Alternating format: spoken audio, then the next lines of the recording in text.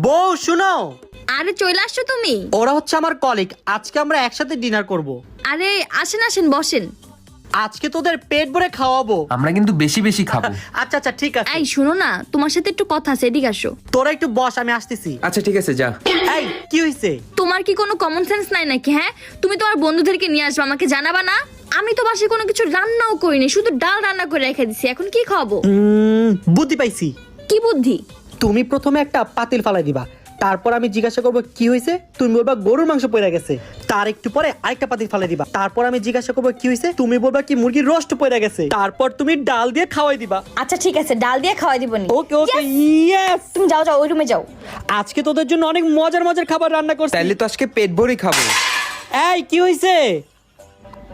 Daily পড়ে গেছে। এখন আমার কি বললো রে, আমি কি খাওয়াবো? এত বড় বড় কথা কইছে, আল্লাহ আমার মান সম্মান সব শেষ।